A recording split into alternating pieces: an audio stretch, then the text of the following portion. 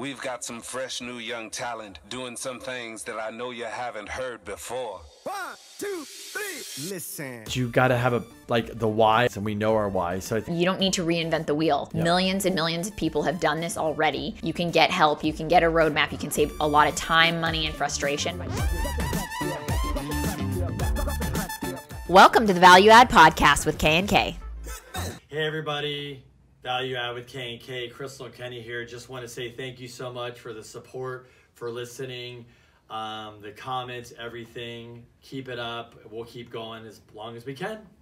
And if you like what you're listening to, like what you're watching, tell your friends about it, leave us a review, maybe even give us 5 stars. We love those. That's how we can grow and continue to bring you guys value and spread the word. Thanks, guys. Hi, everyone. Welcome back to another episode of the Value Add Podcast with K&K. Today, we have Dr. Bo in the house. He is a chiropractor, a wellness expert, and a speaker. So we're really excited to have Dr. Bo here today. Thanks for coming in. My pleasure. Thank you for inviting me. Yeah. Cool. So I always have to tell a story how I met people, and another story because I meet a lot of people on Instagram these days, but you were doing like a sponsored ad, and it came across my visit feed, Monty, or story? Yeah, your story, your No, feed. story's not what's the feeds, the up and down. So it's on the feed, and I was like, oh, this guy seems interesting. And at the time, I wanted to follow people in San Diego that were using Instagram to build their business, so I was like, oh, I'll follow him. And then I was following him. I'm like, oh, this guy's cool. He seems like a good dude. And then I told Crystal about you, like, hey, we should go see this guy. And then you were out of town traveling, and then I asked you a question. Like, hey, ask a question. I was like, hey, I'm going to ask him because she's like, my back is killing me. I'm like, hey, do you adjust pregnant women? You're like, yeah. And then when we came in to see you, I was like, you're like, oh, that's the guy that asked me the question. And that's how we met. And I actually remember the day because I was in Croatia, and I was just looking out the beautiful ocean, hanging out there. And I'm like, yeah, I'll check the Instagram. That's when I got the message. So awesome. And now we're here. Yeah, and now Dr. Bo's our man. Yeah. We see him at least a couple times a week. The whole family. So I know you're super passionate about helping others through chiropractic, through speaking, through health, wellness, all that. Can you kind of tell us your story and how you arrived in San Diego and how you became a chiropractor? Well, let's back it all the way up then. Yeah. So originally born in Croatia, and then during the time of there was a civil war that happened there, so the family moved to Germany. We couldn't hang out there, so we actually ended up in Winnipeg, Manitoba in Canada. So it's freezing. Do you guys know anything about Winnipeg? Freezing cold, right? Ugh. So, and what ended up happening was I was very into health and fitness early on. And I thought I wanted to be a personal trainer, open up my own gym. And as I started that route, I don't know, something switched. I was like, I want to take the safe route and become a teacher instead, because a lot of friends around me became teachers. So that's what I did. And as soon as I graduated from education, I was like, fuck, I don't want to be a teacher. What did I just do? And I started reading books, started educating myself, and just started getting some role models in my life. And then throughout the course of time, 1.5 years went by, and then I ended up signing up to go to chiropractic college in the Bay Area. And I was there for 3 years, did the whole chiropractic school, had no clue what I was getting myself into. And then I went and visited San Diego. It was October, and we were at the beach, and I was like, I can't believe this is real life.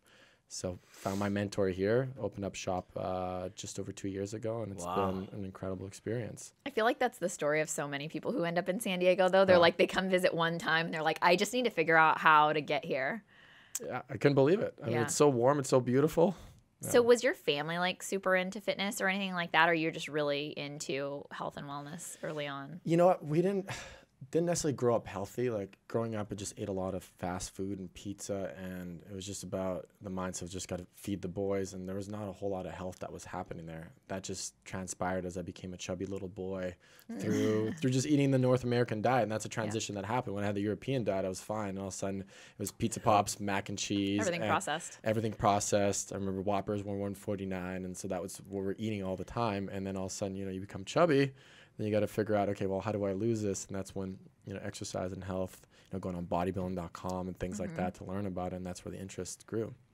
It makes a lot of sense, though, about the teaching, because now I kind of, like, when we're in your office, you really make a big point of educating people about their back or, like, where, their tension is and all of that. So it just makes sense that you kind of started off on the teaching path, and then, the training and all of that. So it kind of all comes together. Yeah, initially when I went to chiropractic college, I was like, oh man, I don't have like biology, I don't have chemistry, and I thought that's what it's all about. And you have to be like super smart to, you know, get in there and succeed. But really all you got to do is be able to relate to people, understand the body, and be able to, you know, get them to learn what they need to do outside of there. So coming from a training and a teaching background was just the absolute, you know, perfect thing to get into chiropractic with. Which is cool because, like you said, we go in and get adjusted, and then you go back into your regular everyday life and do the things that you do. I mean, hopefully we all try to like implement these things, but we only get to see you for a few minutes at a time. So it is cool that you educate people. And that was one of the things that was like, that I really loved when I first met you. Awesome. Yeah, and I think that's, you know, how you come across on Instagram, because it's about, and we've got Joe here, my video guy, about creating this content and just putting it out. And I know you've got Jab, Jab, Right Hook there by Gary Vee.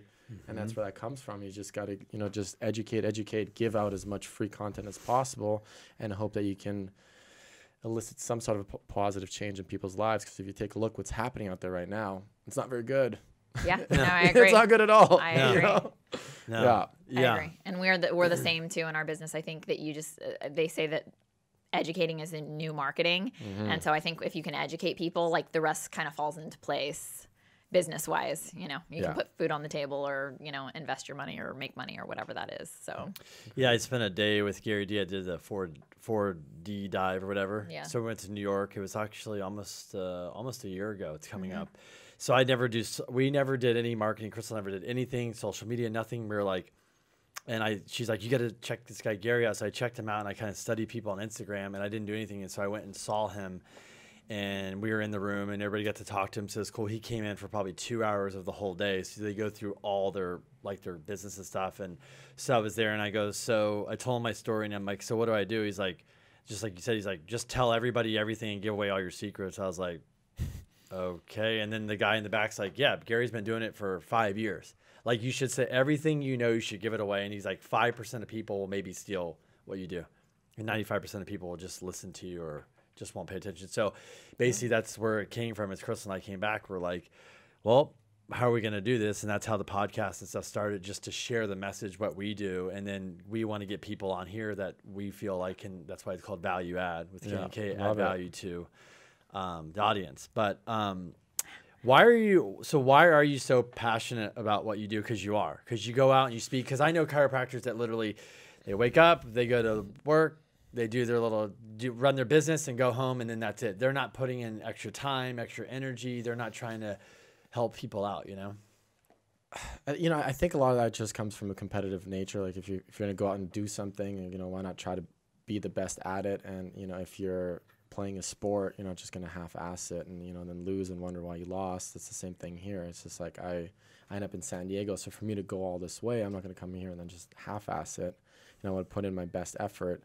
And, you know, the big thing is, like, not to leave anything behind. So I don't want to go through this career and then wonder, like, well, what if, you know, what would have happened had I, you know, opened up these doors here or spoken here or anything along those lines. So it's just really just about trying my best, seeing what opens up. And then I see opportunities like this that open up.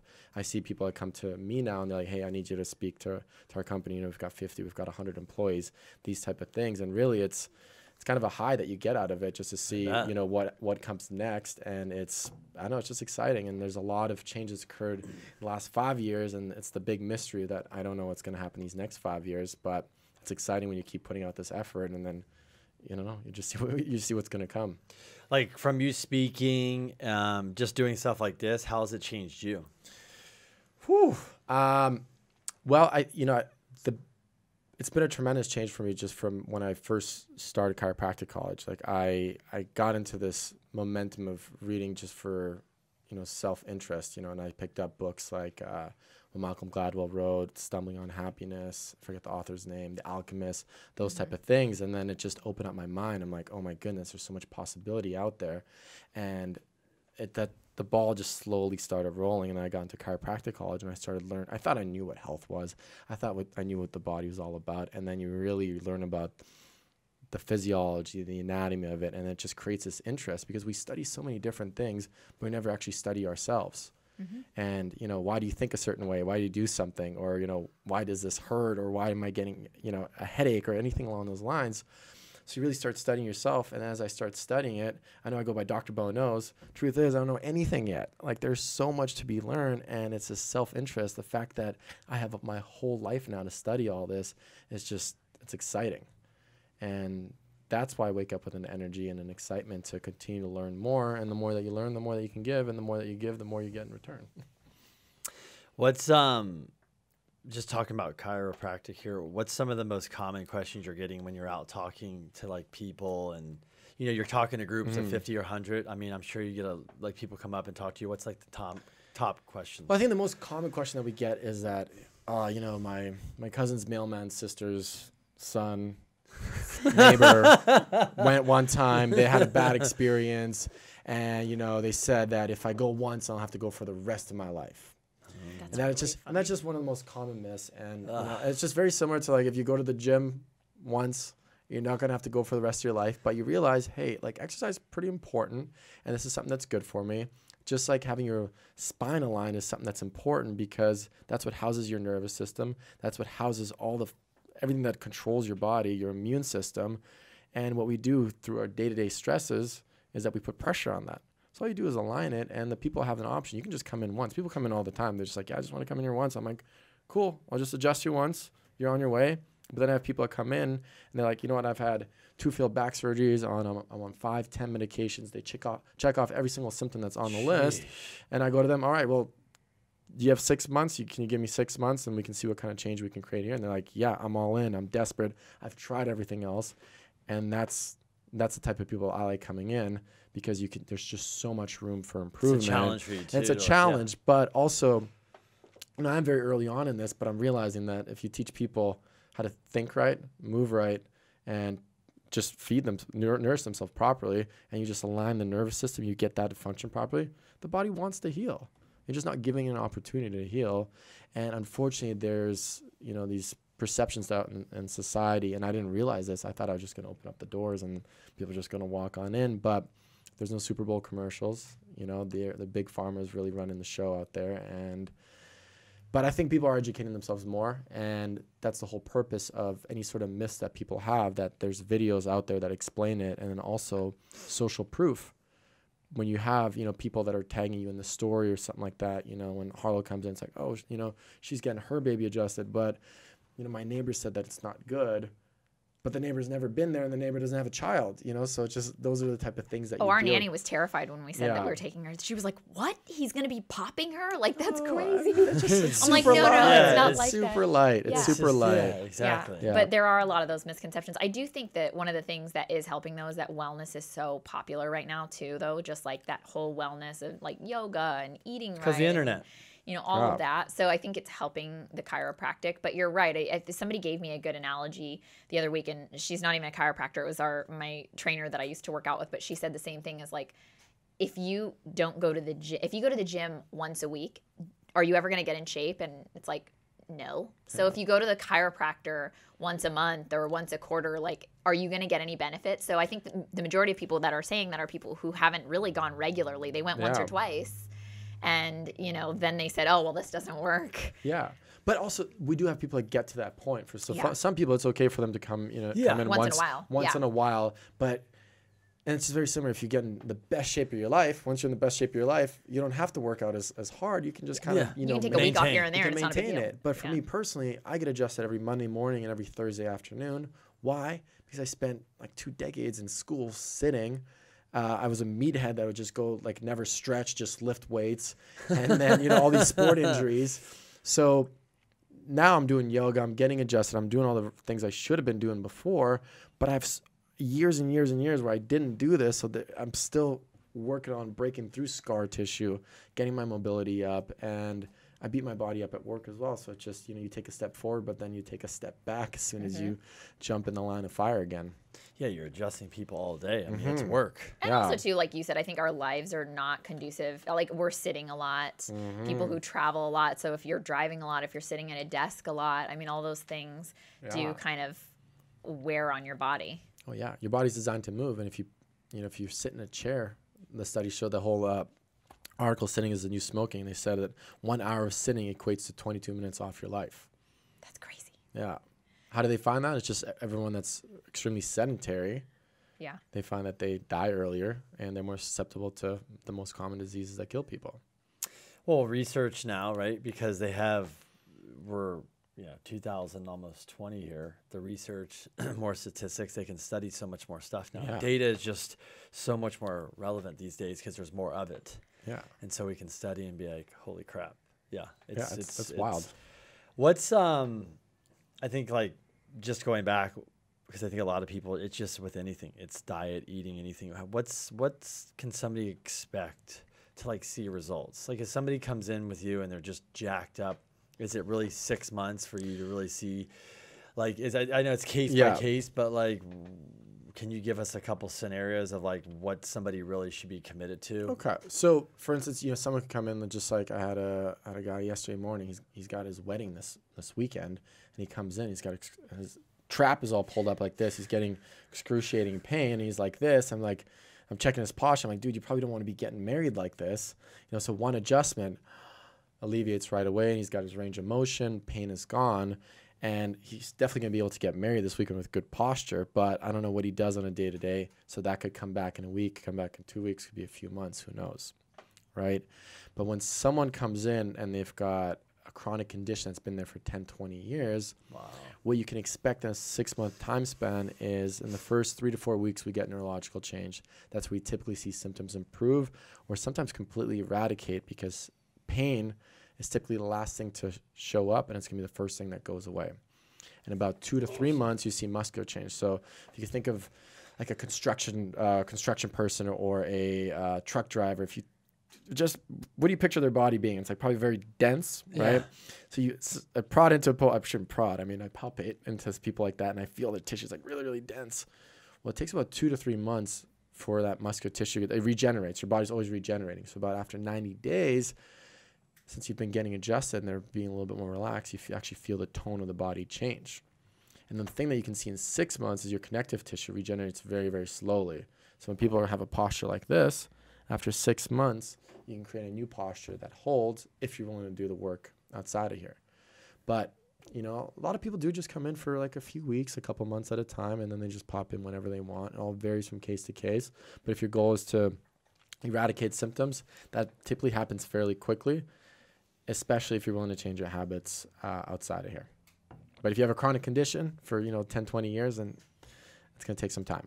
Are you seeing mostly back, neck issues? Is that like back, neck, and migraines? That's the most common thing that we see. Really? Not just because that's what's most common, but people come in for digestive issues, for immune function. I have a question. Yeah, let's hear it. What can you do for chronic constipation? All right, awesome question. So the nerves that are going to control. Enema? Enema and all that stuff. So the nerves that control the muscles to your low back and your legs, they're going to control your excretion and your reproductive organs. So just as an example, if there's pressure on that nerve, you're not getting the proper nerve flow to those excretion organs. But once that nerve flow improves, those organs function the way they're supposed to. Those are things that are very difficult to, guarantee because it's on a case-to-case basis. And You might have other things going on. There could be other dietary things that are happening as well. Could be mental things, But just as an example, I had a young lady, she's about 25, 26, and from the moment that she got her menstrual cycle, she would throw up for 3 to 5 days and just be in excruciating pain. But, she had low back pain going on and she had a misalignment in her low back. And I just go, like the low back stuff, it's fairly easy. That's what we commonly see. But we're going to see what's going to happen with your menstrual cycle. And then, a month later, after getting adjusted 3 times a week, she comes in, nearly in tears. And she's just like, hey, I didn't throw up. Wow. I was like, oh my goodness. And the next month, nearly in tears again, I went to the gym and I didn't realize I've got my period right now. And then we're at it 5-6 months now and she's just hasn't had, and she's like, I'm not taking painkillers anymore. So that's the cool thing that you can see, but all those things are case to case. So I can never be like, oh yeah, constipate. Yeah, easy, Yeah. I mean, you could have a parasite or you could have something else or whatever. Yeah. I get that. So it all varies. Why should everybody see a chiropractor? Why should everyone exercise? Do you think chiropractic, like for me, exercise is health, but also it's mental. But you're also doing both, because if you can relieve pain in somebody, that's mentally a release for them too, right? So the reason everybody should go see a chiropractor is that there should be more of an emphasis to be proactive rather than waiting while a problem occurs, because the problem is going to be there for way before the symptom shows up. If you take a look at what we're doing, we're either really sedentary or we're doing repetitive motion over and over. Your body was never designed to do that. What you're designed to do is just move around throughout the day, eat organic foods, wake up when the sun goes up, go to sleep when the sun goes down.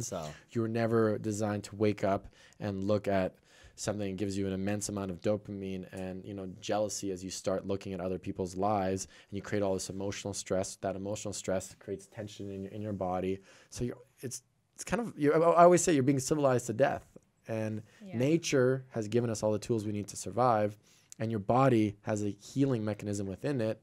All that chiropractic is just you just put things in place. Your body heals itself.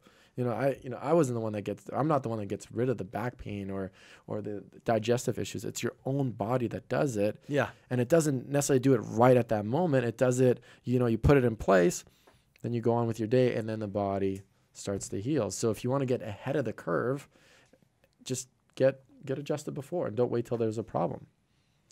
Is your body recovering because you're correcting something and putting in the right place so it can start healing, rather than when it's not correct, it just sits there? Is that kind of like the analogy of how you guys? Yeah. So if something's out of place, it's a stress, and we have essentially 3 different stressors that we put on our body. Well, there's a couple more, but we don't have to get into that. But chemical stress from the bad things we put into our body, emotional stress from the thoughts that we have, and the physical stress from the day to day. Now, any of those can impact your nervous system, but if we want to talk about strictly about a physical stress of, let's just say, your head being like this, well, your body's going all day long like, dude, like, why are you doing this to me? You're asking this area to work triple overtime now, and instead of your body focusing on healing and regenerating itself, it's focusing on holding this head up all day long. And what that does, it's a stressor, and your body has 2 modes. You've heard of fight or flight, rest and digest. Well, this can put your body in fight or flight. It's not as immense as, getting to a big argument or something like that, but it's putting pressure on the nervous system, and it doesn't want to have that type of pressure. All it wants to do is regulate normally, and the way it does that is if it has a nice posture, and then you don't put poison in the body, and you don't have negative thoughts. That makes a lot of sense. Yeah, it's just kind of hard to do all those things. Yeah. You make it sound so easy. Just once you do. Yeah. Just never have a negative thought. Just Jesus, eat right. people. Yeah. It's that easy. So when you're talking about like you optimizing the body to function at its peak, highest. Or at its what do you mean by that? Well, just to have it working the way it's supposed to. And unfortunately, most people's bodies don't function the way it's supposed to, except Kenny. Let's talk about Kenny, who seems to be a freak of nature. Yeah, baby. Because Kenny was sharing with us, he doesn't need caffeine. He wakes up with energy, and he falls asleep easily. So those are 2 primary functions. If people were able to do that, if 100%, yeah, good bowel movements, which I was going to bring in next, but. Yeah, I poop regularly. That's what it would mean if you didn't get that. Hey, in all honesty, Kenny, waking up with energy, pooping regularly, normally, falling asleep easily, like these are all functions that we talk about in our body, but we take those for granted. There's a lot of people that they don't wake up, and I'm one of them. Like, I need coffee to get my day started, and then at the end of the day, it's difficult to fall asleep. And for some people, if they're having diarrhea or constipation, like that's a sign that you're not functioning at your best. Your body's suffering. It's not functioning at its best, and that's what you want. And a lot of that stems from the stresses that we put on it, because all it wants to do is function 100%, but it's worried with or just overwhelmed with the stress that you put on it. Yeah, not to say, like, just speaking for me, Crystal, probably it's been 2 years I've consistently really worked out and taken the leap of I remember let's go back 4 years. I was so inconsistent with working out and everything. It was probably because of work and stress. We had so much going on. my sleeping was all over. I was it was just different. And so I kind of just woke up one day. That's how I am. I'm like, okay, I'm just going to get up early and start working out. Chris was like, yeah, we'll see. And it was 1 month, 2 months. It was a year, 2 years later. But what you're saying is it's true. Because I'm on this schedule, I've trained my body, which is now, like we always talk about, I tell people it's not really the morning because I get up so early, it's the night before. You're going to win the morning with the night before. And so our thing is we walk through our doorway of our room. It's like no phone, no TV, no nothing, basically no bullshit. And what we've learned is we used to go in there and I'd look at an email at 10 o'clock at night that was bad. Be like, oh my God. And it was all of a sudden wonder why I didn't sleep at night. Because I put something, and like Crystal always says, that could have waited till now you're stressed all night. Could have waited till the morning. And even when I get up now, I get up at 4:30, whatever, it's immediately something positive. If it's music, which could be positive, it's a podcast, it's something goes in my ears to me. And I just wake up. I don't listen to news. I don't even, nothing negative, no emails, no nothing. I basically get up, I get my time in, and then I go to the gym. I come back. So I'm like, I'm ready to go. And then I enter the day with emails and everything else. So what do you think would happen if all of society was doing that every single day? It'd be different. It'd be a lot different. We'd be a lot more productive. Yeah. And that's why people are like, oh, I can't get up. And I'm like, you can, because Crystal, you know, she always, if Crystal can get up, you know, you were just never a morning person, but when you did, it's something but she I started struggle- realizing, holy crap, I go into the room, I turn this stuff off, I go to sleep. And then I tell people, if you get up at 4:30 or 5 consistently, you are going to be tired at the end of the day. Yeah. But if you do one day here and on and off, so that's what we do. So did you say you guys turn off all your electronics when you come home? What time does that happen? When we enter the doorway of our bedroom. And we usually go like latest 9:30, 9 or 9:30. I try to be lights out in bed, passed out by 9:30, 10 latest. That's awesome. Yeah. And you know, that's what we learned though, because we weren't able to go to sleep. It was like we were checking our phones, or we like, let's watch a little TV before we fall asleep. And it's like, no, because I'll want to finish it. And so it's like he could maybe fall asleep, but I couldn't. And then I'm realizing even whenever I did watch TV, I had like those couple nights where I was like, okay, I'll just do it tonight because it's Friday or it's whatever. And then I wouldn't sleep good. I'd be tired the next day. And so we were like, this is stupid. Why are we doing this to ourselves? You're like basically punishing yourself. You're like, was it really worth it to do that, to pay for it tomorrow? Well, it's the exact same thing as, going back to the workout analogy. If, you're working out a few days and then one day you have cheesecake, the next day you have pizza, and then you're kind of wondering, well, why didn't I get in shape? And then you take a look at someone like Kenny, who's just been doing this consistently, and then you he's can getting still the results. cheat, but you just go, okay, I got to go run 6 miles tomorrow. I just cheated. You got to go kill yourself. Yeah, but the fact that you're consistent, I think consistency is key. It's winning. Yeah. Yeah. Well, Kenny, even if you don't get good sleep or something like that, he'll still get up and go because he doesn't want to break the schedule. Yeah, and what was funny, when we had Harlow, it was like, I think he was back in the gym within a few days. Do you nap? No. He's not a napper. You're a robot, man. Well, you know what it is somebody did, it was funny, I was watching a podcast with a guy, and it was a sleep doctor or something, and he said, where people screw up is they wake up Monday, Tuesday, Wednesday, Thursday, Friday early, and then Saturday they sleep in. He goes, and then they start the whole routine over Monday. It's like, that's like waking up Monday morning. He goes, you ever feel like you're hungover and it's like, oh, painful? Yeah. And I used to go through that, and he's like, so if you go out, whatever, he's like, still wake up. You don't have to wake up at 5, but wake up at 6:30, something reasonable. Go work out. If you're tired, take a nap on Saturday. Yeah. But still stay consistent to your schedule within a range. Love that. And that's helped. Yeah. I think that's hard though. Like we've talked about it though, because if you have friends and stuff and they want to go out and stay out late, like those are the things that we've had to adjust our life to, is that we have those friends that still go out and stay late, and we're just like, sorry, we're going home. Yeah. That's why day drinking is the new adulting. Yeah, exactly. It is the best. Yeah. Can't we start this at like, it's 12? Yeah, we can start. Yeah. Oh, Kenny's even irritated. Sometimes if we have those friends, it's like to go out to dinner and stay out late. He's like, oh, I'm not going to be productive tomorrow. And they all know I'm getting up. I'm like, you want to go eat at 8? I'm like, no, dude, 8 o'clock. Like, I'm already like one foot in bed. Yeah.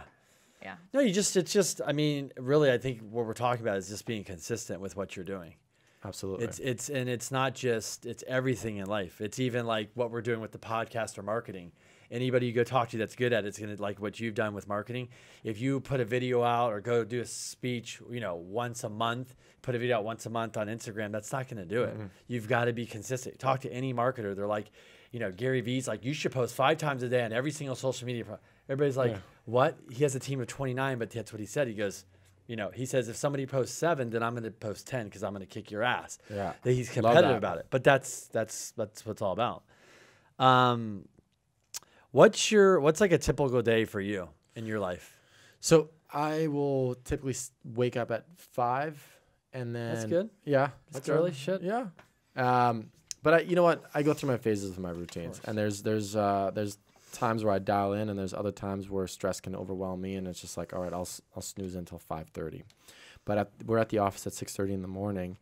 So for me, what's most important is I got to make sure that I meditate. I keep the phone on airplane mode in the morning. I've got my journal, so I'll journal and set tasks and gratitude, all of that. I'll go on YouTube and search up morning motivation while I'm showering, just like you. I want to absorb something positive, and I don't open up the social media, and I don't respond to anything that early in the morning, and I just do my best not to look at it at all. I do my coffee. I don't eat in the morning. I go through my phase where I either do the bulletproof or just a regular coffee, black coffee, then get the day started, and then I'll adjust. We'll be at the office from 6:30 in the morning till anywhere between like 10, 11, it all varies. I get a gap in the middle of the day, and that's my time to usually do my yoga or go to the gym. Sometimes I do switch on my routine where I work out before, and this is, one of the things I'm working on is just a consistency throughout, and I kind of vary it from week to week or month to month. And then back to the office around 3 till 6:30, and then at night I just wind down and relax. I have 3 days a week that are like that, where it's just like go and intense, and then I have 2 days of the week where it's just a little bit slower paced. Is Friday one of them? Friday is one of them. Nice. Just today, so that's why I'm able to be here. But I did cover for Dr. Mark this morning, so I was there, and I just worked for like 4 hours straight and just adjusted a bunch of people, which is great. But I feel it in my body where I know I need that rest. So a lot of times, like the weekend is just like I just need to chill, relax, and like sleep. Yoga has been one of the most life-changing things that I've done. I beat my body up at the office, so it's important to break through those repetitive motions that you do. So yoga is a different movement that you do, and then I also love yin yoga. I don't know if you guys ever tried it. Never heard of it. It's you basically you have a bunch of blocks, and you just lay there for an hour, and you hold stretches for 3 to 5 minutes. So it's just super it's super relaxing.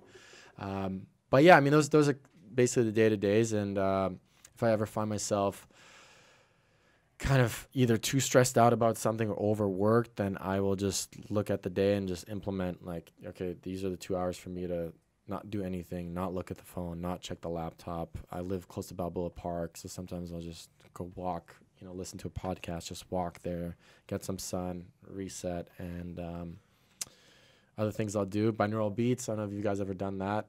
No, what's that? No. So you have all sorts of different brain waves, and then certain brain waves will get you into a meditative state. So I agree with that. Yeah. So, for instance, there's alpha, beta, theta, and delta waves. So what you do is you put the headphones in. I love doing it on my patio. I'll just get some sunshine for 10, 15 minutes. And this is the whole thing. If you're thinking about getting a second coffee in the day, what you can do, if you're feeling tired, which sometimes I'll be exhausted from, working the morning shift, working out, eating, and then I've got this period. I'm like, oh man, I'm pretty tired. Well, instead of having that second coffee, I'll lay out in the sun, put on these binaural beats, and what it does, it just gets you in this meditative state. 10, 15, 20 minutes of that, you get up, and it's just you're like Kenny when he first wakes up in the morning. Like it's incredible. So the day-to-day varies for me, but I just throw in as many of these. Where do you find the beats? Like on YouTube or something? Yeah. You just go on there's a playlist that I have on Apple Music, but it's on YouTube, Spotify. I mean, okay. Yeah. So check that out. Binaural beats, and Cool, you could put the beats in, and you can even go for a walk with it. So it's just that's great cool. Like reset. early in the morning. Yeah, that's why early in the morning that's why I get up. But I like to try different things. Yeah. That's cool. Sounds interesting. That's one of the things Kenny and I haven't really been good at doing is getting into the meditation. You got to do it. Yeah, I think it's. I thought we needed to take like a class. That was like our goal is to take. I think they have places where they could teach you meditation. But I think for him, it's mostly about slowing down. And then you only have so much time in the morning. But yeah, Kenny's a go kind of guy. He's like that high activity, high impact guy. So I think him sitting quietly for like 10, 15 minutes. I have tried meditation. I mean, I do agree though, because that might be helpful. there's certain music and songs for me that can get me like in a real happy mood. Like you just have your songs where you're like, I just need to get in that positive mood. What song is that for you? Honestly, like anything by Maxi Priest. Maxi Priest. Yeah. What's that? Kind of reggae. Reggae. Okay. All right. He's all old right. school. No, but he's very. You have to listen to him. He's old school reggae, but he's very happy, vibey, kind of lovey-dovey type dude. And so he just has songs that his whole vibe is and loving life and this and that. But there's just songs that I know as songs, so it puts me in a happy place. Like if you just want to be uplifted, there's just songs you have. There's there could be dance songs, anything songs, right? Awesome. So for me, music is like a huge. It's on, like Crystal will tell you, music is always on in our office, in our house, in my ears. It's funny. Well, I come home and sometimes I don't put anything on, and Kenny's like, "What? That's weird. It's quiet in here." He's like, immediately music, but It changes. It can help my mood. It does change. I mean, music can yeah. for sure change your mood. That's what I was saying. That I'm makes interested to sense. try The that. beats, Also. yeah. So check it out. But I mean, even in our office, we play Rufus the Soul radio all day, and like it's just high energy and it's fun. And if there ever music like shuts off, I kind of have to pause. I'm like, I can't work right now. Like, No, it turned off. Yeah, it later. turned off. I can't do this right now. Because you're in your groove, right? Yeah, exactly. Yeah. So when do you? Because you were saying something about you don't eat in the mornings. Are you eating till lunchtime? I'll do. I don't do like a strict intermittent fasting unless I am being strict about it. But I'll typically, have like a bar or something super light before I work out. Okay. And then lunch is like the bigger meal. But I've just gotten adapted to that over the course of the years. But initially, back in the day, I would wake up, I would make a big bagel with like eggs, bacon, and cheese, and I'd eat it. And then at the time I was going to university, and I'd eat this big thing, and I'd sit there, and I'm like, like so tired. And then I didn't understand that carbs spike your insulin and make you super tired, and then that you get hungry again a couple hours later. That's why I know you're drinking the ketones right now. But for me, like in the morning, it's all about having a higher amount of fat, moderate protein, and cutting out the carbs. Because if you're a go-getter and you want to be energized, like don't have carbs throughout the day. You can have some at night to refuel, but focus on having night's a good time, huh? Yeah, night's a great time to have it, and especially because you're going to deplete the glycogen stores. Like sugar's formed, it's stored as glycogen. So as you're running around all day, that's what you're burning primarily. So when you refuel at the end of the day, that's a great time to do it. But you don't need to wake up and fuel something that's already full. Yeah. That's interesting. Well, it's interesting I asked you because I didn't really purposely do this, but I used to eat more in the breakfast, and then I started working out more, and I just found myself, because your last meal's at 8 o'clock at night, and then I just started like, I just didn't eat till lunch, and it was the next day lunch, and I realized I'm like, oh shit, my body really, like some days you're just hungry and I don't know what it is, right? And you're like, I gotta eat something, but then I realized I'm like 80% of the time not eating till lunch. And I used to be in a bad, pissy mood, but now I'm not hangry all the time. That's what I was asking you, because I just All the time.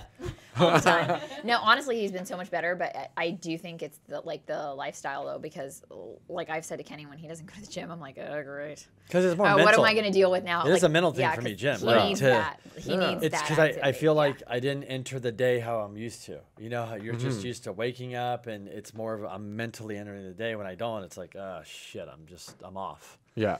Like even when I get to go to the gym, and now when we get adjusted with you, it's like another added bonus for us. I feel great. I do. Yeah. I walk out of there. Don't you feel like super energized? Yeah. I mean, I can see why people do it, but it's like we get to do all those things now. Yeah, I mean, just another added thing that you do into the routine. Yeah, That's a positive input. Exactly. And when you get adjusted, there's endorphins that are released, and your body rewards you for something that's good for you, right? So when you exercise, you feel really good. When you meditate, you feel really good. When you do something kind for somebody else, you feel really good. So these are your body's way of telling you, hey, this is good. I want more of this. And then when you do something like, I don't know, eat a bunch of carbs or just a pizza and you feel really crappy, it's your body's way of telling you, hey, like, don't do too much of that. Like, I don't really like it, even though in the moment it might taste really good, but that's really just, your gut craving sugar and your brain wanting to dopamine. That's all that is. It's like an addiction. I mean, It's really. an addiction. That's all it is. Yeah. What's your go-to? So and I'm asking because I know you're big on the whole health thing, and I think a lot of people are struggling. Like their day's busy, they're crazy, and I think people really want to do the right thing, but our society, and especially America, is set up for, I didn't bring lunch, I didn't prepare, so just go grab the quick and easy. I waited too long, so just grab the crap, right? And then you wait too long, and your body's like so hungry. It's like you said, it needs that fix. What's your couple go-to things during the day when you're kind of having those crazy busy days, whether it's food or just to take a mental break or whatever? How do you kind of get awesome. through the Well, I think the best, my favorite snack is macadamia nuts because they're really high in fat. Okay. And you don't need a whole lot of them to fill you up. But it's a slippery slope because you could have too many of them and maybe gain a little too much weight from it, right? So that's gotta be careful with that. But you know what? I love Perfect Bars. Like that's my go-to. Oh, we like those too, yeah. Shout out to San Diego's Yes. Perfect Yes. Bar. You know, I love that, and just Great. it's, you know, if I feel hungry and I've got the second shift starting up, like if I have one of those, that's enough for me to get through the day. And this sounds like a commercial for him right now. Perfect. Totally. Use Send us little snippets code of- Dr. Bo at checkout for 10% off at Costco. Yep. Free box. Send a free box, please. We will down them. We will sponsor you. But it's just, I think it's a matter of having a smaller, light snack, whatever that is for you. The issue is that if you have something bigger, like something fast that's big, like, I don't know, maybe you go grab a burrito or whatever you end up doing, you're going to crash, you're going to be tired, you're going to be moody, and in a few hours, you're going to be hungry again. Meanwhile, you could have something really light, like some nuts or a Perfect Bar or a protein bar. And you got to be careful with, like, Perfect Bar is great, you know, the healthier ingredients, but you don't want, like, some of those bars have artificial ingredients that you want to stay away from. So Quest bars, they're really good too because they're about, you know, health. What about supplements? Supplements. We got in a conversation, you know, Ooh. that you're saying these are important. What supplements are you taking, and especially for somebody that's coming to see you, what should we be taking for our bodies? Awesome. So number one thing is you want to battle inflammation. And inflammation, omega-6, bad. Omega-3, good. What happens is this ratio is supposed to be fairly even. It can be a little off, that's fine. But what happens is omega-3, which is not inflammatory, and omega-6, which is very inflammatory, it skyrockets like this. So people are coming in and they have chronic inflammation. I know they do because the average. So back it up a little bit. 1-to-1 ratio is ideal. If you have this ratio of 1 to 4 of the omega-3 to the omega-6, you have inflammation in your body. Inflammation is the starting point of any single disease, is what they say in the literature. So 1 to 4, that inflammation begins. The national American average is 1 to 20. Whoa.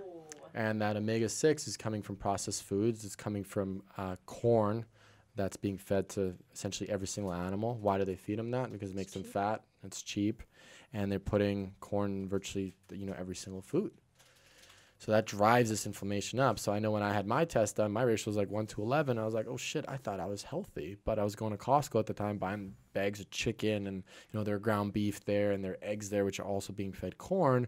So I was like, hey, I'm inflamed. I'm inviting disease into my body. So if there's one supplement I recommend to people, it's for them to take fish oils. Then up next after that is magnesium, because magnesium is going to be in over 350 enzymatic reactions that occur in your body, such as muscle relaxation, energy production, and we're really, really deficient in it. How do we know that? Well, because the soil is not what it used to be. So, you know, back in the day, you know, you'd get X amount of magnesium from your broccoli and spinach or, you know, whatever, you know, vegetables you want to look at. Well, now you're just getting very little. And also people aren't eating the vegetables that they're supposed to be. So magnesium at night can help you with sleep.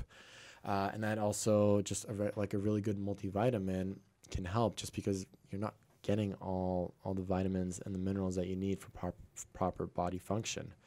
And you can spend so much money on supplements and have really expensive urine, but if you were to pick a few things, you know, those are things that I would start off with. Oh, vitamin D.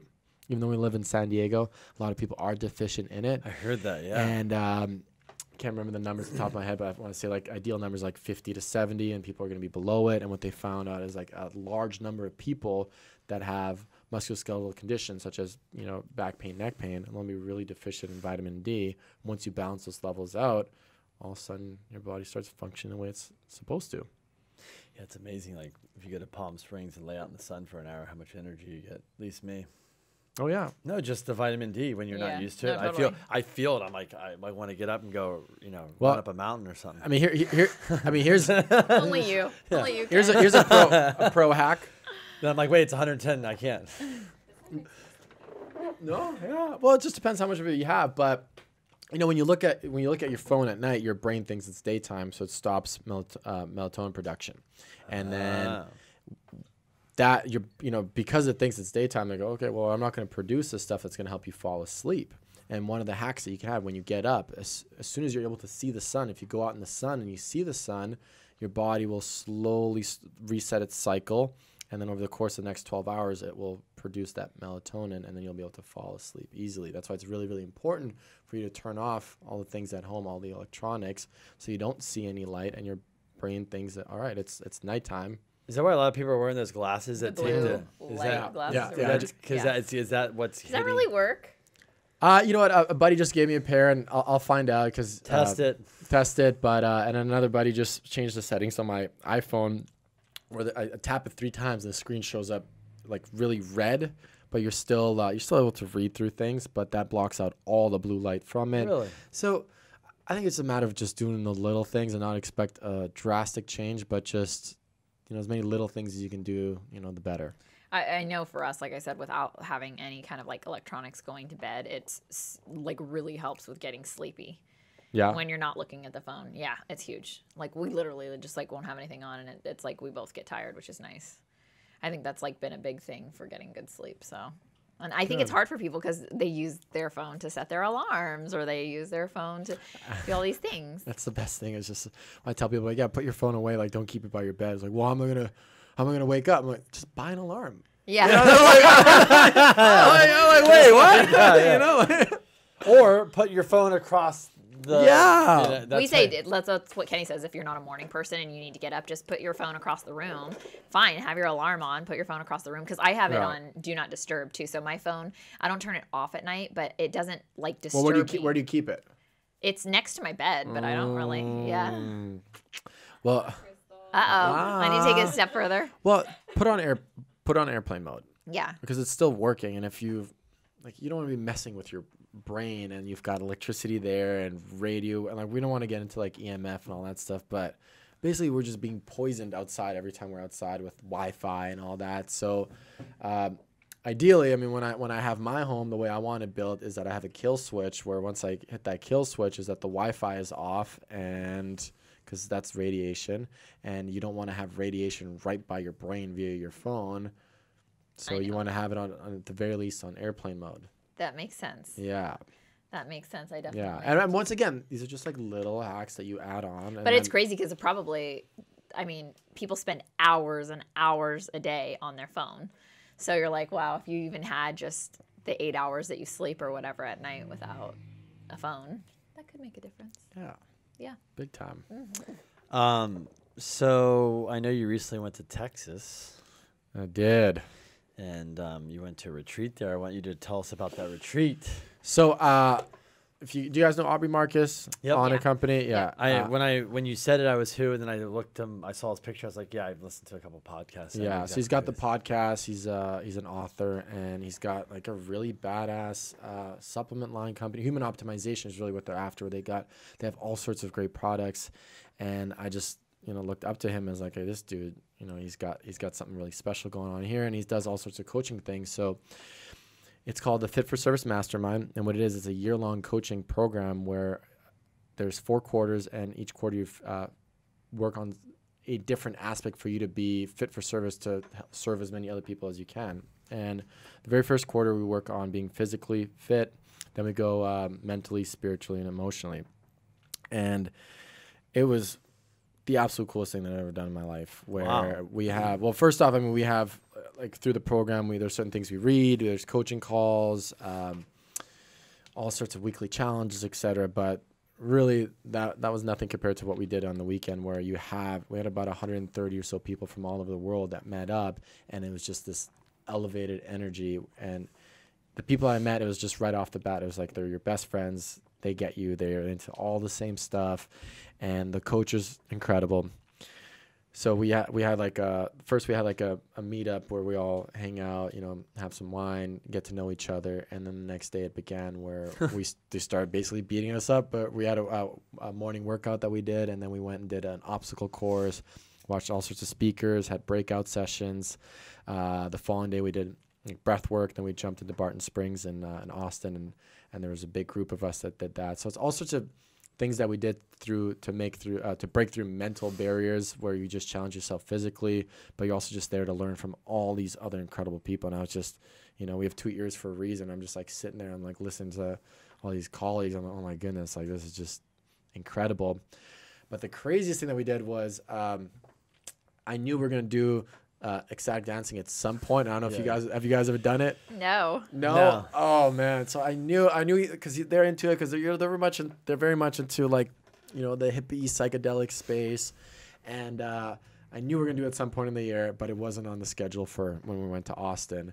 And because of the weather was not the greatest, they decided instead of us playing volleyball as a group, we're gonna go and do this dancing thing. And immediately there's this resistance. I'm like, I don't want to do this. I don't wanna do this. But the example that they had was, if you see a dog run through like a screen door, hits its head, it immediately shakes everything off. And the reason for that is that we store a lot of our trauma and emotions in our fascia and our nervous system. So the dog doesn't want to remember that, and it wants to shake it off. So if you've ever been in an accident or anything where you've been hit, you've got this automatic flinch that's stored in you. So as you do this dance, you have a lot of that that's unleashed. So it was a really powerful emotional experience, and it was just so much energy in the room, and afterwards everyone's just mind was blown. And we're still working on processing everything. We've been told just to journal on a daily basis about what's been going on. And yeah, I met some really, really cool people, all sorts of different entrepreneurs, and we're in contact now and just figuring out how to continue to help each other. And awesome. Really, that's the biggest thing. It was just a really cool networking thing that we did, and we met like really, really, really cool people. What's your biggest takeaway from that? The biggest takeaway is that I have. I got asked this at the airport, and I told my buddy Brandon, the biggest takeaway is that to never answer a question like that, because it's really hard to take such a profound event and then put it all into a sentence, because I feel like I minimize what it did for me. But if I had to put in a sentence, if I had to put in a sentence, is that, I feel that we always have the power within us to achieve those elevated physiology that you have, where you get in a really good mood and you're really happy and you've got flow state, you've got all these great ideas, and I know I can create that on my own, and I know I've done it. But the day-to-day stress gets to you, the work beats you up, or just whatever else is happening in life. And I know that when I've traveled, that's when I get in this happy state, and all these ideas are coming, I'm thinking big, and then I get to work and this happens, that happens, and I got to deal with this. And all of a sudden you start thinking small again. Well, I went to this, and I out of it, I'm just like all these big ideas, and I'm just back to where I want to be. And the biggest takeaway is that I don't need that. I have that power within me. It's just I got to tap into it, and that comes down to doing the daily things that we talk about, and making sure that you get adequate rest, you take care of your mind, that you exercise on a daily basis, and you can get yourself to that. Yeah, it's kind of funny because you're right about, I think for me when I've gotten older and I travel, what I've really enjoyed about it is, we get to spend time and do all this fun stuff. But for me, it's like I actually get to slow down because I'm not in my environment. So when you're in your environment, it's like everything's there. You got to do this. It's like, right, just go. And so one of the things I've learned is like, wow, it's like your brain just changes differently, like instantly for me, and I just start thinking about things, and it's just a different process, and you just get in this mode. And if any of the successful people out there, if you take like Bill Gates, when he takes a vacation, he likes to go away for a month and literally just bring 20 books and read and journal and come up with, we're going to do this with Microsoft, and we're going to do this. And a lot of these guys at these high levels, everybody thinks they go and do this medication or this and that. It's because they need to take a step out to come up with a new product or something. They can't do it in the day-to-day grind. There's no way. You cannot get out of this. So go. It kills your creativity, basically. So I totally can relate there. Like just having that downtime is this, and it's like, how do you get that here when you're here, right? Like how do you get that? And for me, that's why I think early in the morning is I might only get an hour where it's dead quiet and nobody's up, but this is where a lot of stuff comes to my mind. Well, have you done the sensory deprivation tanks? No. Float? Oh. No, but I get like freaked out in those things. No? Well, You don't even know. No, you haven't done it. No, Yeah, but yeah. it's like no, it's claustrophobic. I Yeah. heard. It's He's to like, me, I feel like think that would. I had a freak me friend out. that freaked out Sorry? in there. Like that movie, All the States. I don't know if it was in the movie, No, but you go in this thing, you float, it's pitch black. Yeah. But I had a friend there, like, that might be me. He freaked out after 20 minutes. and Joe's girlfriend, she works there, so that's the spot I go to float. They've got one, North Park in there in Little Italy, and it's cool. I'm accustomed to the ones that are paused, but this one is like a thing that you open up in the wall. So basically, you know, I'm sure you've heard about it. It's just it's an opportunity for you to just lie there, and you have no senses coming in. So all that you're focused on is your thought, and the deeper that you can tap in, the more of these downloads will come to you. And for some people, it could be a psychedelic experience if you've been, if you've trained yourself enough to just let go.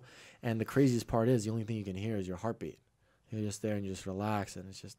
No, my friend said it was weird. Like it's It's silent. cool. I've heard some of the places let you play music if you want, or they could like put. You something want on, but silence, The whole though, I point heard. Yeah, I is want the silence. I want How long silence. is you going for? Anywhere between an hour and a half. Sometimes I end up falling asleep, so I'm just in there a little bit longer. But it's like when you get out of there, it's a complete reset. So you don't feel claustrophobic? No, man, it's fine. I'll have to go try it out. Try it out. Worst case, I'm like, get me out of here. You're gonna have to call ahead. Just hey, I'm 6'7". Is this gonna work? Yeah, no shit. Well, Tank big enough. you need to like lie like this. But Like it's that's a great way to slow down. I think one of the other great ways to slow down is just to go for a walk outside and not have your phone with you. Whenever you can get away from technology that's the best way to do it. Otherwise, you're just constantly, I got to check this, I got to do that. I think that's hard. I mean, Kenny grew up like having a list, so he's really big on having lists. just my dad was like hard on us. So I, I think that's the hard part about like disconnecting is even when we're at home, like we did a staycation or even whenever we go to Palm Springs, like somehow he figures out how to go like do some work of some sort, like meetings or whatever. Because I wake up on Saturday and Kenny's like, what's the list? Like, it's kind of a joke between us and all of our friends. Like, "Give me the list." yeah, it is. So I think that's the hardest part too, is like disconnecting, is just having that mind where you're like, what's the list? And like, how do I go about checking those things off? Like done. Like, it's like that sense of satisfaction too. But sometimes you need to like allow your body to be creative. Like you said, that's when you come up with some of your best ideas. And if you're floating in like a black tank When we were in, for an hour. we were in You when we were in can- Vietnam, yeah. we went on this. Where was it in Vietnam? We went. On Are you talking about Sapa? Nope, the little boat tour. 2 Oh, days. I forget. But yeah.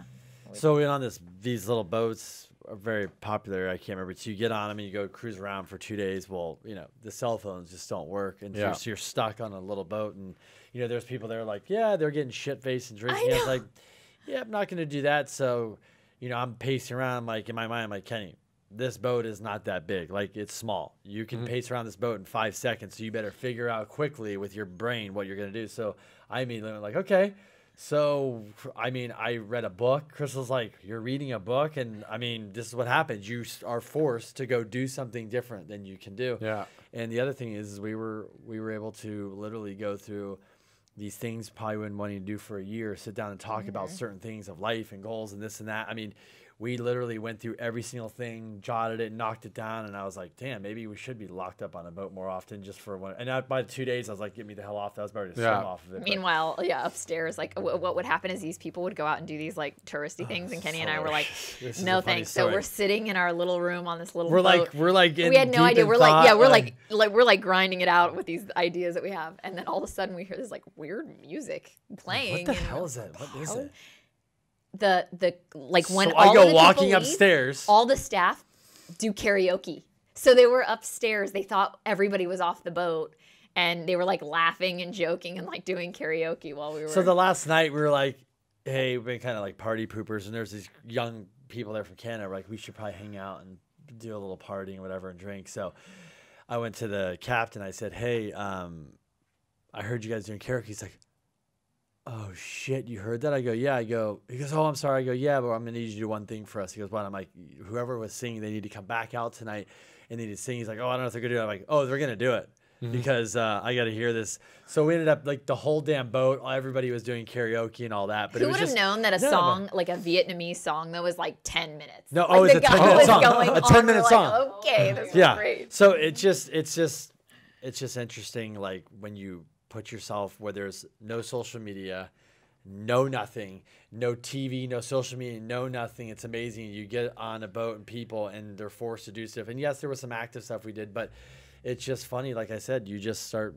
You're forced to socialize. You're forced to be like a human and not just hide behind. You know, it was cool. Like, I mean, we're ready to get off, but we got like just to go back to the point. I think sometimes we need to slow down and disconnect and float in a tank. I guess that's yeah. But yeah, I mean, I'm sure. Is there Tim Ferriss' book up here? Oh yeah, that's the Oh, book right he there, read. Travel That's the Manager. book he read on the boat. Perfect. So, And 50% of the people there that he interviewed all meditate. Go figure, if not more, 60%. so one of the things I love from him is the whole no hurry, no pause. Do you recall that? Or Yeah. No, yeah. I know what you're talking about. Yeah. And like his whole thing is just like, don't rush through the day, but like just don't stop. You know, it's okay to go at a slower pace. Like you'll still get through everything. Yeah. Yeah. No need to stress He's funny it. though, because when you ask Tim Ferriss, I've heard him talk about like what he does. People are like, "So what do you do on a daily basis?" And he's like, "Well, it probably sounds really boring because I like wake up and then I like think for a little while and then I like get up and go for a walk and then I Like, think what do you some mean more." you think? He's like, yeah, just think. Like, Yeah. Yeah. He's a character. Yeah. I love him though. Oh, yeah. Changed my Yeah. life. He changed my I life. think he's changed a lot of people's yeah. life. Yeah. When you're out and about and you're speaking, and I know you're doing a lot, are you kind of talking about the same topic, or is it changing, or what are you talking about? Well, so for instance, if let's just say your real estate friends, they're like, hey, like our team's like really stressed out, and they go like, here are the main concerns that we're having, and then I just would sit down with whoever's in charge of like helping set up the talk. They go, hey, these are let's just say the 3 or 5 biggest concerns, and then we tailor talk specific to that. Cool. But typically it comes down to stress, emotional stress, the things that you can do on a daily basis in order to just perform better, have more energy, and just be overall happier whenever you're hanging out with your whole group. But sometimes, it could be a talk about ergonomics or nutrition, or it just varies. It just depends on the goals. So I've got a series of talks I'm doing at the Pendry, and then they just hit me up again. It's like, hey, we've got our group of like 67 managers, and we want to talk about interpersonal skills. Just a quick chat regarding that. So it just varies. So now I got to get my shit together and figure out something regarding that, because it's something that I don't typically speak about. But the most common thing I would say, stress. That's what it is. Yeah. It's funny that you decided to stop being a teacher and you're now really a teacher I a know. lot in your That's the day-to-day. funny part. But it's cool because I think that's more your calling than standing in a classroom Yeah. teaching. Yeah, and I love teaching because people love to learn. I think everyone wants to improve or learn something new and break out of this, whatever pattern that they're in. So for them to, I don't know, hear about like, hey, if like you sit down and breathe for 10 minutes, you can actually like bring down your anxiety and depression. And like, oh wait, what? How do I do this? That's all And I like, have to do? No one told me this. I'm like, hey, if you cut this out, you can actually have more energy. And they're like, wait, what? And like, if you read this book, you can achieve this. Like, what? So it's just really crazy the impact you can have. And I mean, that's the high that I live for, is just seeing the impact on the people's lives that you have. And chiropractic's just become my catalyst to achieve that. That's awesome. I just think so many people are grasping and struggling and trying. They just want you to give them a simple, hey, do this and you're going to change your life. And it really comes down to just consistency and doing the work. But, we're in the Netflix, social media, everything at your face. And so many people they just can't stop and to break that cycle. I mean, that's the problem, right? I mean, It's a dopamine addiction. That's what it is. And, you guys have a child, and I think this craziest thing that we're seeing in society is that you just get kids that they just do this like right off the bat, right? So Kenny's got a perfect curve, by the way. Yes. This guy is a Right here. rare beast. Can't see it. Skeleton neck part, Yeah. not the outside. Yeah. But in all honesty, He's like literally not let that go. no, you should be proud of it. Yeah. You should be Yeah. proud of I it. thought my neck was Yes. all jacked. I told him, I'm like, oh, this is not going to be good. We go in there. I'm like, there's something going to be bad. And you're like, I haven't seen this ever. I was like, oh, shit. I was like, I told know you. it's terrible, right? And you're like, no, actually, No, it's really no. good. I mean, I would say like 1 in every 50 necks that we x-ray are looking like that, maybe even less than that. And what's happening now is that this beautiful curve you're supposed to have, it's starting to go straight or forward or reversed. And that starts off with kids that are looking down like this. So parents are giving them an iPad just to shut them up.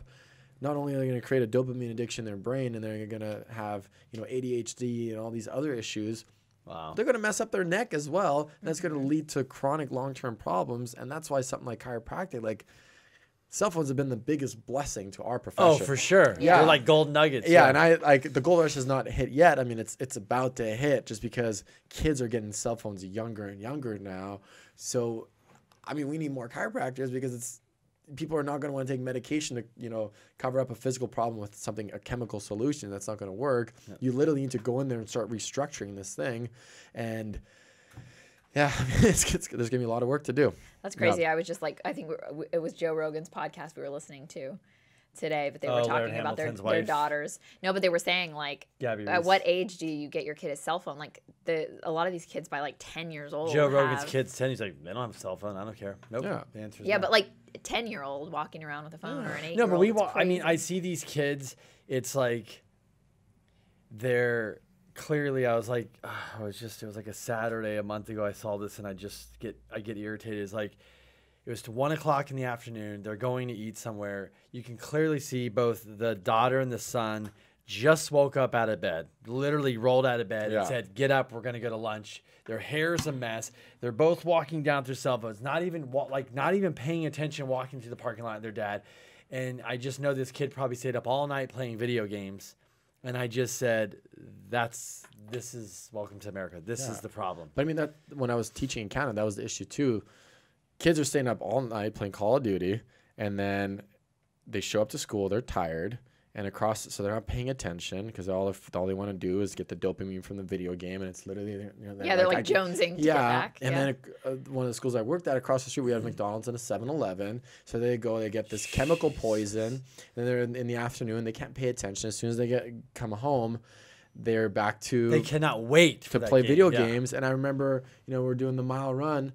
And, I'd have some students that couldn't do it. And I remember one girl I'm like, can you at least walk it? Like, just walk it. That's fine. And she starts crying. And I'm just like, I shouldn't feel bad about this. I should be pissed off at the parents that they're going to allow this child to go through this life where, without a doubt, will have some sort of heart disease, diabetes, or cancer develop because you're feeding this child poison. Like you're really feeding it poison. Just because you made poor health decisions in your life, you shouldn't pass that on to your kids now. Agree. And same with the parents that if you're electing to be, on your cell phones and looking down all day long or just, having that dopamine, they're just not educated and they don't know the detrimental long-term effects it's going to have on our society.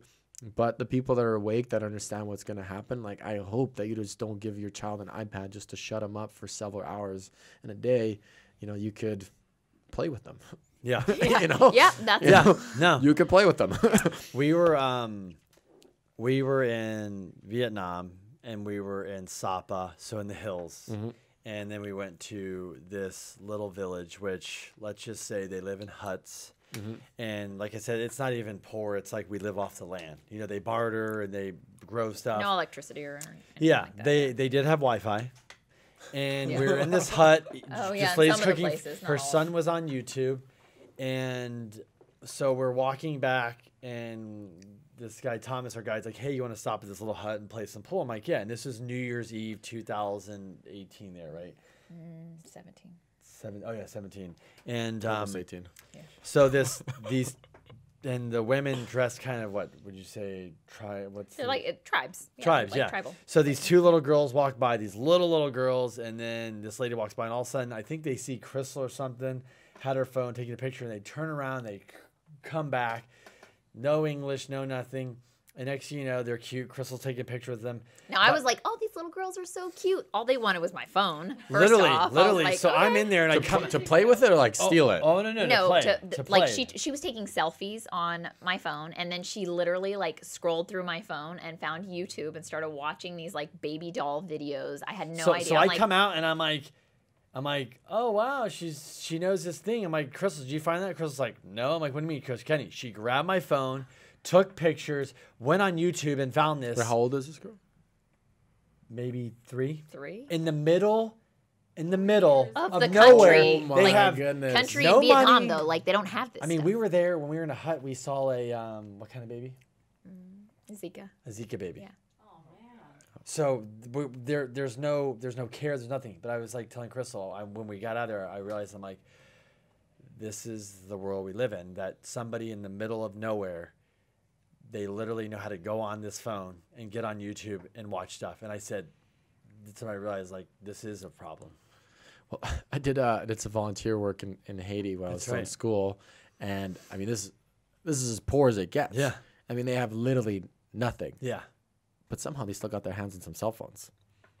Like that. Like imagine not having a crazy. home. Imagine not having a home. But you have a phone. But some of I don't know if they had any like money on there to do anything, but like that was something that they had. A cell phone. It's just. I mean, we give homeless people cell phones here because we want people. It's like the whole thing. They want them to stay connected. Yeah. That's how it works. Or ride birds. Yeah. See that happening gosh, too? yeah. Yeah, on the bikes. Yeah. Okay, so we want to get into some rapid fire questions. All right. Crystal, you want to fire away? Sure. What's one common misconception about chiropractic? Oh yeah. So the common misconception is, I mean, we already answered, like if you do it once, you have to do it for the rest of your life. Not true. Yeah. You can try it out once. You could do it as a way to optimize your body to It's not function. a scheme to get you addicted. It's not a scheme. No, it's not sugar. What's when you're gonna choose a chiropractor? What are some things you should be looking for? I think social proof. I mean, if you take a look and you read the reviews, like I think that's the biggest thing. And then I don't want to get into nitty gritty of like, they went to this school, they went to that school. But at the end of the day, like just look at their reviews, go try it out. If you don't like their energy and you don't like their vibe, like don't do it. But just go try somebody else out, because it's, if you ever go to a bad dentist, I'm like, you know what? I'm done going to dentist. Like, no, you would go find a different dentist, right? Like that's the whole thing. Yeah. So just try out somebody else. And, like there are great chiropractors out there. There's also some that maybe are not great for you, right? Yeah. So it's just a matter of finding the right one for you. I agree. Yeah. What's the craziest injury, twisted spine, etc. you've ever seen, and how long did it take to correct it? Oh, I mean, on the spot. Something that recently happened is, a guy comes in, whole arm is numb, and the neck is like this, and there's no movement, and there's no strength here as well. Like literally is not able to resist anything, and then you just see, you see after one adjustment, all of a sudden the neck starts to move better, and then range of motion improves, and they're able to, to resist you a little bit. They gain some of that strength back, and then over the course of a month, you see something like that normalize, which is just, it's really, really cool. But it's hard to say, a migraine could be really crazy for you, right? It could be completely different for you. It could be something completely different, but let's just say I get rid of that migraine for you after a few adjustments. All of a sudden you've got more energy. You come back home in better mood. You don't take it out on your spouse. You've got energy to play with your kids. So that's something that's really crazy and profound in their eyes. It just varies from case to case. Yeah. What's something we don't know about you that we should? Ooh. Yeah. Something. I love this question. Oh, I don't know. What? Something we don't know about you, we should. Well, you guys don't know a lot about me, and we're just starting to get to know each other. What's something we should though? Something you should know. I'm a kid at heart. I'm a nerd at heart as well. Like I just love to learn, love people, love learning from people, and I think my biggest passion, aside from learning and teaching to other people, is just seeing the world. So you guys are talking about Vietnam, planning on going to Bali at the end of this year. So that's just something I put on the calendar. I'm super excited to do that. And I've had the opportunity to go to India 3 times where I did volunteer work over there, and been to Haiti, Dominican Republic. So having experiences like that where you just go and you adjust thousands of people, and you've got, and it's super, super cool. So that's like a whole different high that you get. So those are the things that I'm after, and that's what I want to be doing more of. So I don't know if I answered that question well, because it kind of put me on the spot. Yeah. Sounds like travel and helping. Travel and helping, which is kind of, but I wish I had something, a more exotic or spicy answer for that. I'm sure there's something there. We'll answer that off the camera. Best back stretch. Yeah. So this is one of those. Actually, you know what? The best thing you could do for your back, I would. I don't know if you guys have show notes, but foundation training by Dr. Eric Goodman. you know, if you had to pick one exercise, and I have an email chain that I do as well, where if I tell people if you have one exercise to do for your back, this would be it. Because what it does, it activates your posterior chain. And what your posterior chain is, it's the muscles that run from the back of your head all the way down to the back of your foot. Wow. And this exercise just activates it so that all of a sudden your posture's woken up. The little muscles in your back that are there for postural purposes that don't get worked when you're doing big, heavy lifting, they actually, they get activated and they strengthen up. So the foundation training by Dr. Eric Goodman, that's out on YouTube. That's the most common exercise I'll prescribe to the practice members. What does that look like? It looks like this. It's on camera. All right. Good thing I got the flexible pants. So basically what it looks like is you create a lot of space right here. Take a big deep breath in. You decompress your spine. You open up. You shoot your hips back. Oh, and then what you do is with your fingertips, you shoot this back. Pretend like there's a shoestring that's pulling you this way, and you're just pulling this way. And as you're doing this, you're compressing, you're squeezing everything, and there's a certain breath pattern you do with it as well. And then you lift up, and now it's not going to work with this shirt. But you lift up, and what you do is you stretch out your spine from fingertips all the way down to the glutes, and that just stretches you out. And by activating, squeezing all your muscles, you're getting all those little muscles to fire, and it's huge for posture, and it's also great for improving back pain. It's very similar to the one that Crystal does, that bear one. I'll have to show them when we're done. We'll show it right now if I have to get up and do mine. Exactly. There we go. Okay. Let's see this. This is Kenny's favorite stretch. He talks about it all the time. Fit in here. There you go. What happens when you're a damn giant? All right, wait a second. Let me switch cameras here. So you're like this, right? And you shoot your, so you're like this. You shoot your hips back. Okay. You Like can't that. even extend his whole. Well, that's pretty good. So that fires here. Yeah. But this fires up there, and it's Crystal, the trainer, taught me that one. But that thing, so you shoot your shift. No, that's a good one. So when she's flexible, she's like this back, but this thing fires, and I mean, you do five times, you're fired. But that's what I was saying. It's almost the same thing. Yeah. But it's about activation. You want to activate as many muscle fibers. Yeah. But the thing is, like, as a society, we need to get away from like, what's this one best thing? What's the number one pill? Mm-hmm. And really, the best thing you can do for your back is move it on a daily basis. Do yoga, but even just don't. If you're forced to sit, get up every 10-15 minutes, move around, stretch throughout the day, and like if you're sitting a lot, you could just get up and do that stretch you're talking about. And that would be a good overall stretch. That's what I was kind of thinking. People that sit around all day, it's like, what do I do? Like just doing something like that 4 or 5 times throughout the day would make a huge difference in your life. Yeah, huge. Okay, last one because I need to know the answer to this one. Is it okay to crack your own neck? Ooh. Joe and I, we've done a video on this already. No. Oh, you're back. It is okay if you move your head a little bit like this. You maybe get a little pop. That's fine. It's just gas that's escaping out of the joint. You're not breaking your bones or cracking your bones? No. Like people say. But if you're going like this and you're what you're doing there is that you're going to have ligaments that are above and below the segment that's stuck, the vertebrae that's stuck, and that's what you're feeling. What you're feeling is something that's not moving, so you want to get it to move, and you get a little bit of relief, and like half an hour later, you've got the urge again.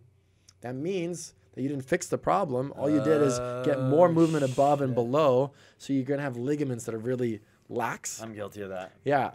So what happens is when people get adjusted, we actually go to the segment that's supposed to be moved. We move that. And I used to be terrible. I used to crack my neck nonstop all day long. I've been getting adjusted for the last 5-ish years now. And, every now and then maybe a little something where I go, but never like I used to where I'm like all the time. I hate when people do that. It's like nails on a chalkboard to me. They need to get adjusted. It's just wrong. Well, actually, I'm trying to so I'll do that. I used to use that, but I'm trying to now save it. Save it for me, man. No, I am because I know I'm going twice a week. It's coming. Yeah. But I have to say, I would wait way too long and I'd just be miserable. What's your why? Why do you do all this? Why? There's got to be a why. There's got to be a why. There's got to be a why. And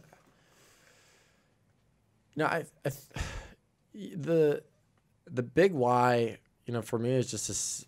I feel like we've only, as far as we know, we've got one shot at this, and just to, see where life can take you if you continue to improve and put out your best, and continue to just be a good person and be a good contributing member of society. So for me, I mean, you know, the big why is just, you know, my family's moved from Europe all this way over here. So just to support them, help them out. Are they in San Diego? No, they're up in Canada. Okay, they're cool. still up in Canada. So, you know, it's just to support them and just be a, you know, positive role model to them. And I think the big thing for me is just to, you know, never look back at life and be like, well, you know, why didn't I try this? Why didn't I do that? And I think it's impact. It comes down to impact. And like I told you guys, like the high that I'm after is changing lives. And, you know, you figure out how you can do that, and then you want to learn more to see how you can have a bigger impact. And that's really what it comes down to. As simple as that. What's your guys' why? I want to know. Why are you doing all this? Honestly, because what did somebody say? Make money. No. Some people that is. No, I mean, honestly, for Crystal and I mean, the podcast, I probably dragged her into it more than me. He did.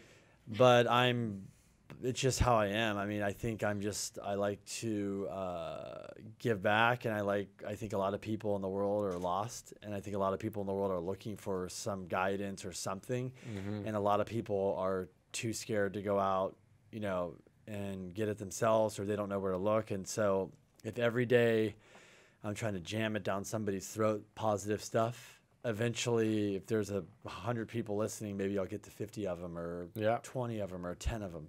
So for me, I think, you know, I'm just going to keep putting out a message that I believe that I think's a good message. And the show is to bring on people I think that are doing kind of the same thing, and where we can all learn from. You know, you're saying, like, somebody said this quote, I love it: when one teaches, two learn.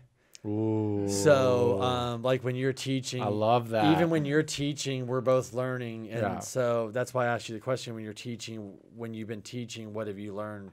And so by me doing this, I've learned that by Crystal and I being open and transparent and talking about a relationship, and maybe we go to counseling, or how we do this, or how do you work together? How do you do this? How do you live together, work together, all this stuff? And it's work, it's balance. You have that outlet in case we're not seeing eye to eye. We don't wait till it's a crisis. We're like, we're not seeing eye to eye. Cool. We'll go next week before it even gets to any stress or anything.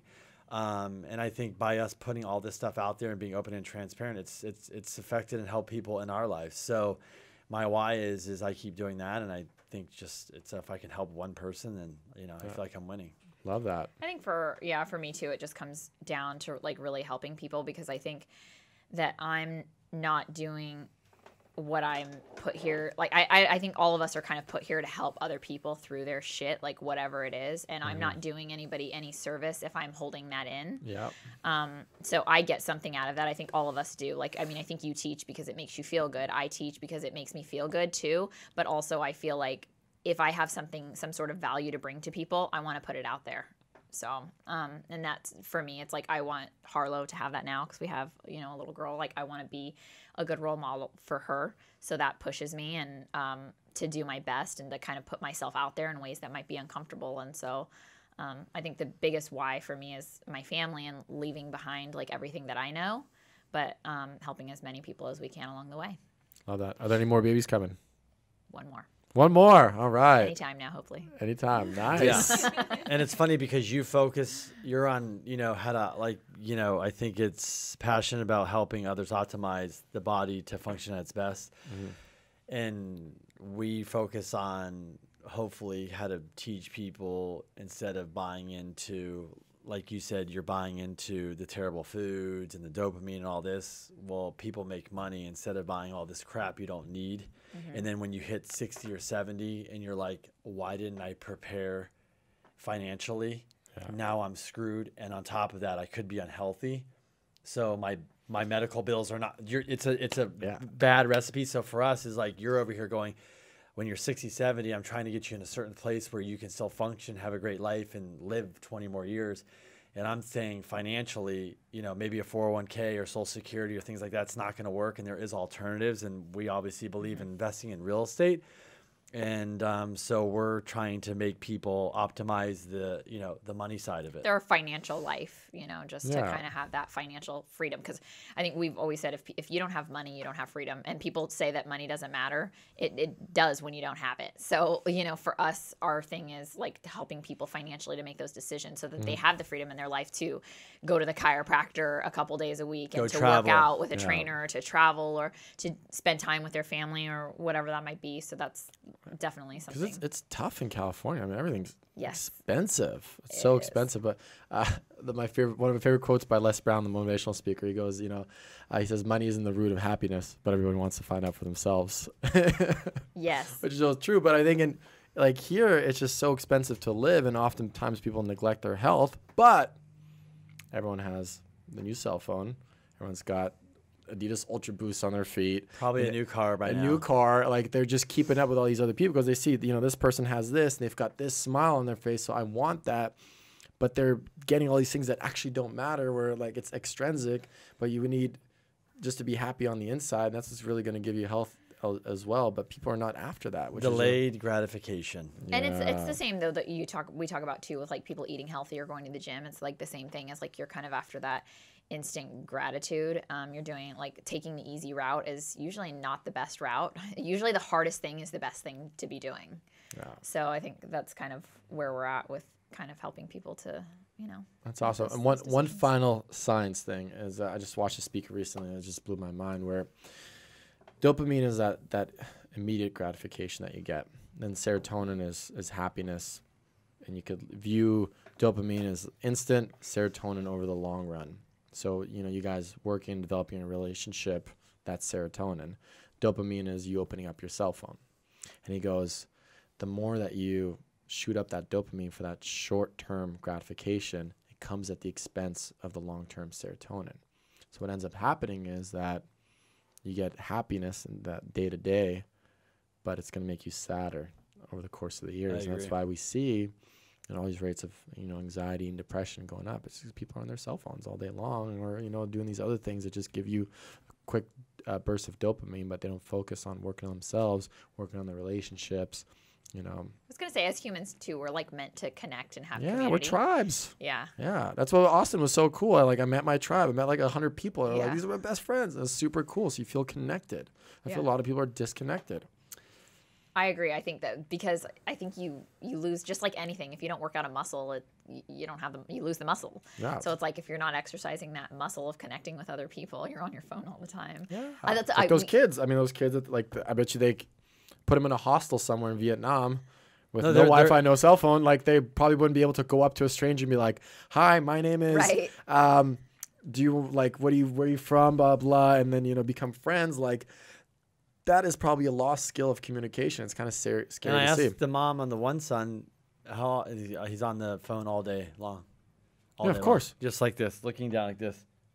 Did you give him my business card?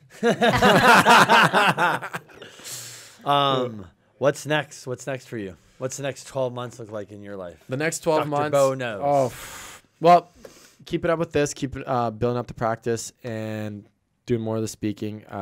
And just seeing where this whole social media goes. Eventual plan for me is to teach this to other young chiropractors that are starting out and creating a platform for them. Because when you walk out first day, you're like, okay, well, what do I do now? And who I have do no I listen clients. to? I have What no do I do? clients. So Yeah. like, here I am doing it through social media as my primary means and speaking. So doing that, continuing doing the video work and just putting stuff out and just seeing what comes from it. Like, I don't know yet. We'll see. I continue to travel, continue to have fun, continue to change lives, and see what kind of doors open up. I'm super stoked for this year. It's monumental just because I'm doing this coaching program all year.